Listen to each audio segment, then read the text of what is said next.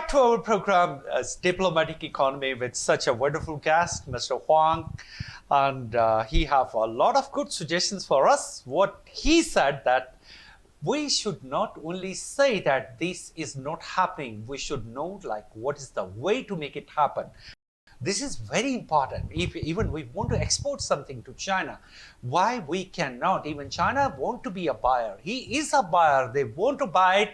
But if we will say why and how, we will be stand still. We will not move forward. We will not step forward. We have to find the step forward. This is what I personally learned from the Chinese society and working with the Chinese people, that you always need to have to find the step forward. Especially here, I want to say a few words like the verdict of the golden words of the Chairman Xi Jinping, like he said to eliminate the poverty and provide the equal chances for all the other world. And especially they said to start up with the surrounding countries of China, to provide an opportunity for the local peoples to grow up with some opportunities. How do you feel? How do you take this concept can help this region to grow? Yeah, I think definitely that will help the region to grow, because China, we have tried these experiences. Like it's not only in China, in the east part of China, it is very developed because they have the port, there are a lot of resources that is concentrated in east before, a lot of industry. But later, our central government also they can use some way, like the central government will raise the taxes and redistribute, resend the budget to the west part to develop the west part of China. And so this is this is because for the regional development, for the country's development is very important. And for CPEC, for the Belt and Road Initiative, it is also, for the goal of the common prosperity for our partners. So that's this is also for our companies, what we do. This is our concept. When we grow with farmers, we grow with the local partners. So that's something is very important. What Peter have told me, that if we have to step forward, we have to see what is our main focus, what is our goal, how we have to step for that, even to make this CPEC more so. I was coming to this question actually, but let's explain something to our viewers. Whenever they talk about CPEC, China never takes CPEC. CPEC is only a flagship project of a Belt and Road Initiative, and the total volume of the Belt and Road Initiative is really high. So if we want to take the advantage of CPEC, by CPEC, we should be ready for that. Ready not in the sense like only if we say we are ready, but be ready technically. We should be ready by our action. We should be ready by our policies. What so far I feel like CPEC, sometimes it's been accelerated, but sometimes slow down. It's not going with the consistency of the policy. Am I right, Peter? It's a little bit political. Oh yeah, this is a little bit politic. For Chinese, we for this kind of questions, I'm not working in the government, so I'm a private company. You just give me a so private. For me, for my individual point of view is there are some hurdles in the development. So yes, and then we need to find what is the problem and how to solve the problem. Okay. Yeah. So important is we have to identify where are the exactly problem. Is that some policy problems, bureaucratic problems, some strategical problems, or what kind of problems that are slowing down the CPEC again and again? And it was expected, and it is expected. I will ask these questions from Peter Huang. Like for the second phase of the CPEC, this was this was decided by the both side, both governments, like there will be an industrialization and a lot of industry in the private sector, in the government sector, they will move to Pakistan. It will be called B2B business. B2B business is a business to business, like a people to people business. And so far, we cannot see that kind of current and acceleration in this area. So can you please elaborate a little where you can see the problem and the point? Okay, so I think first, when we talk about the second phase of CPEC, we need to mention about the first phase of CPEC. The first phase of CPEC is mainly about the power plant. You know, we have like a tar, coal, and then there's and we have some other projects. Infrastructures, the road. So these actually is the fundamental of the industry development. It is they are the tool. First phase is the base to the second phase. Actually, the second phase is the key point for the regional development.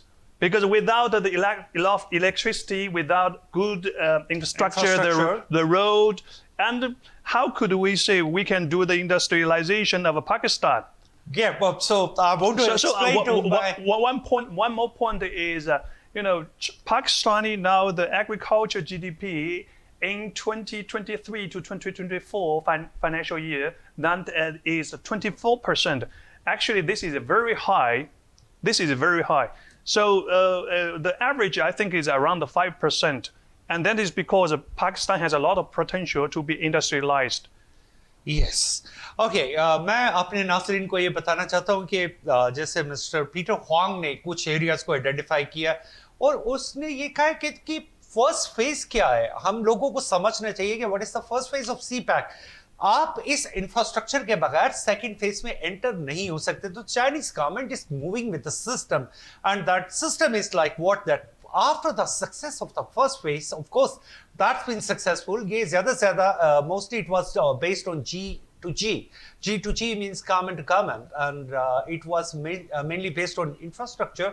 But moving up with the second phase, we are doing what that we have to go for the people-to-people contact. We have to bring up the ideas like. We need a data, we need information, and we have to convince the Chinese investors. Always remember this word, convince, is very important. Like if you want someone from China and he fly to Pakistan, and he will fly for what? He should have a common interest. We always say that the China will come here and they will bake a bread and they will give us to eat. It is not like this. We have to make some preparation, okay? We have to make some local resources. Then we can ask the Chinese investors or also the engineers to come over here and make a qualification of an industry in the sense of what is that called technology. And that is what very important. But we are expecting like what? The Chinese will come here, they will bring their labor, they will bring their labor, but we never understand the Chinese labor, the annual GDP and their per annum income is $16,000, while Pakistan's per annum income is $1,590. That is 1,000% difference. So Peter, this concept, like many people, they always said that the China just want to bring their labor to Pakistan. How do you reply to our audience about this question? Actually, I want to say we want to bring the labor to China, but due to some policy, we cannot do this because, as all we know, like for the farming in China, one farmers who work in the farm. And as a labor there, if we convert into Pakistan rupee, it will be around 7,000-8,000 rupees per day. Per day? Yeah, yes. This is for the labor working in the farm.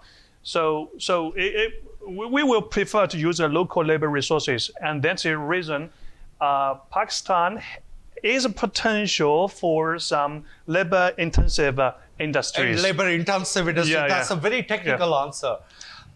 So can I please? Yeah. So what Peter said, Peter कहता है कि पाकिस्तान से जो actually अगर policy हो तो पाकिस्तान की labour China में कंज्यूम हो सकती है, खासतौर पे फार्मर्स, वहां पे एक फार्मर की पर डे जो इनकम है वो 7 to 8,000, 7 से 8,000 रुपए पाकिस्तानी पर डे है। और अगर वो 30 दिन काम करता है तो इट इज लाइक 2 लाख से लेकर 2.5 लाख रुपए तक एक फार्मर की इनकम है चाइना में। और वो कैसे ये अफोर्ड कर सकते हैं कि वो वहां से फार्मर्स को लेके आए या अपनी लेबर को लेके आए और पाकिस्तान में ला के आप उन्हें कहें कि जी क्या आप यहां पे काम करें? ये इम्पॉसिबल है। बल्कि अब चाइना इस साइड पे चल पड़ा है कि वो यहां से लेबर पाकिस्तान से चाइना ले जा सकता है और शायद कभी ऐसी कोई पॉलिसीज बन भी जाए। And what I believe that Chinese government is going to announce some policy for the Pakistan technical and also the engineers, some technicals like engineers, some doctors, maybe they will provide them a kind of a job, especially in the software field. There are some opportunities coming. This is what I heard in some kind of debates. So the labor will not be shifted from China to Pakistan. Make sure that the per annum income, the labor have to be shifted from Pakistan to China. So I hope if we have this opportunity and we grab this opportunity positively, not negatively. Sir, about your chili project, what is the export? How many per year, like you have already done it? So for the export, because the agreement was signed last year, and actually the season has already done. So the lumber in last year is not a big. So this year we will expand for a big lumber, and actually the export is also will be, how to say, will increase with the capacity of the processing. So the processing of a different with the processing. So we are giving the guidance for the farmers of a high quality processing way. So this will increase step by step. Our ultimately goal is to fulfill China's demand, which is around 200,000 tons dry chili in the coming 3 to 5 years. Oh, that's great. So what will be the volume in dollars? How do you expect it? If it's convert into dollars, that is about the final goal is about 300 million US dollars for this market. Okay, so that's the good news that हमें जो Peter ने जो good news दी है वो ये है कि Pakistan $300 million plus की चिली एक्सपोर्ट कर रहा है और इसके अंदर इससे भी ज्यादा पोटेंशियल मौजूद है टाइम बाय टाइम कि हम वो एक्सपोर्ट कर सकते हैं चाइना को। And this is we are just talking about Chile, but there is a lot of area for another kind of food, and we can experience, we can get some technical knowledge, especially China is very on a high end in hybrid seeds. So how do you feel like only in agriculture, what are the other areas that you can target that we can have a technical cooperation and mutual cooperation? For the different fields of corporations, there are different, like recently Pakistan announced like IT is also a very important industry, and okay, so because Pakistan is it is for the educated people it's an English speaking country, and for the coding it's based on the English. So Pakistan naturally have this kind of advantages for IT talents corporations. Let me give you a idea of China. China, Chengdu, my city, from 2003, 2003, we have our IT industry development. In the 2003, the revenue generated by IT industry that is about 10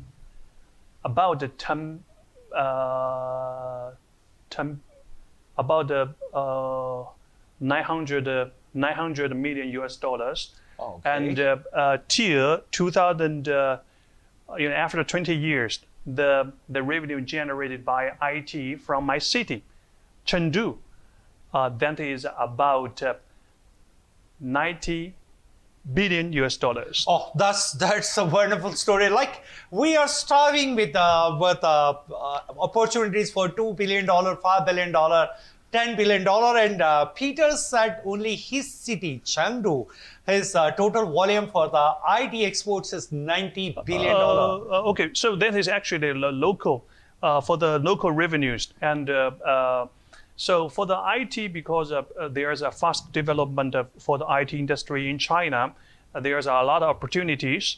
In my city, Chengdu's GDP in 2023, it is around 300 billion US dollars. So don't surprise me with this. Otherwise, I will disclose the Pakistan GDP. The total Pakistan GDP is like $345 billion almost. It is recorded that $345 billion, while only the Chengdu, which is ranking number 4 almost in the Chinese economy, and the total GDP of that city is like $300 billion plus.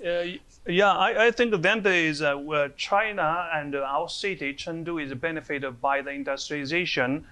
We are doing planning of like industries in different sides of a city, and how to plan it, how to raise it, how to help the companies to grow and how to get benefited.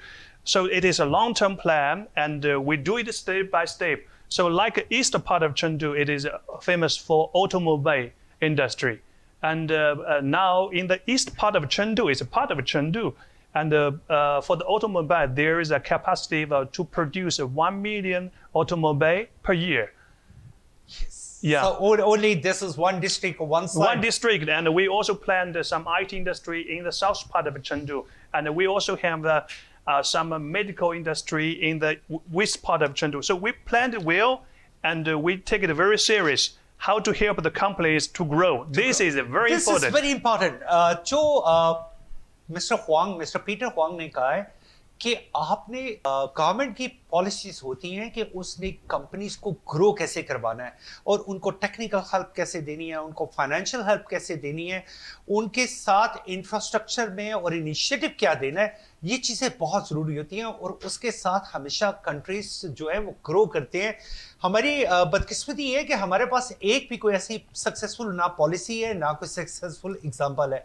मैं हमेशा ये कहता हूँ कि कोई एक pilot project, कोई एक चीज़ ऐसी सामने ला के रख के ये बताए कि ये एक तरीका है जिससे आपने इंडस्ट्री को ग्रो करवाया किसी भी सेक्टर में, भले वो आईटी इंडस्ट्री है, ऑटोमोबाइल इंडस्ट्री है, even Chengdu is very famous for its defense industry also.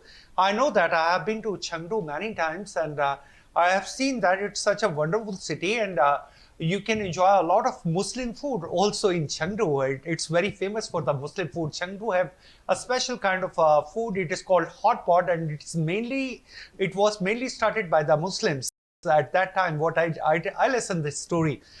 So focusing on Chengdu, it is almost in the